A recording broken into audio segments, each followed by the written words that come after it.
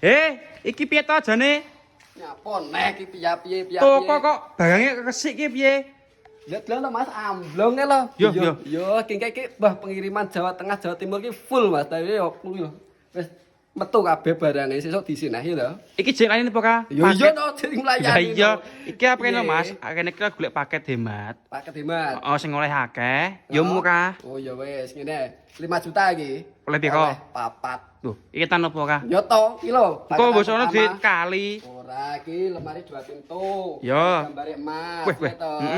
Nah, terus iki sing kedua, meja rias ada lemarine warna kombinasi. Heeh. Oh, Iya. Iki kok Kuwi mbok nek bonus e mingko. Ngono, lah ngono arep macak lungguh ning ndi? Oh iya, cocok iki. Heeh. Iki nek yo ngono padha iki beda motif, Bang. Oh, meja rias ne. Riase kombinasi apa jenenge minimalis. Heeh. Marine iki kena Yo. ibadah skincare. Wah, iya Pak, cocok iki. Heeh, heeh.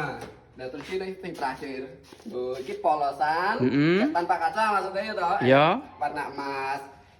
Iki full jati ya iki? Full jati, Mas. Oh, ya jan strip Pak, iya. Iki regane piro iki? 5 juta, Mas. Kaya takok neh to 5 juta, heeh. Papat. Kayak iki mesti ongkir lakang wingko. Ora ongkir-ongkiran. Loh. Ongkire 1000 wis. Lho. Syarat. Lho, piye kuwi wingko? Wis pokoke gratis ngono lho, Mas. Gratis ongkir. Ning niku COD nek wis teko omah. Heeh. Barang teko langsung dibayar. Oke? Heeh, cocok iki. Ki nek pesen piye carane? Pemesanan ada nomor di bawah bio profil ya. Apa neng deskripsi kuwi ya nek nomorku langsung di kring-kring di Oke. WA ya toh.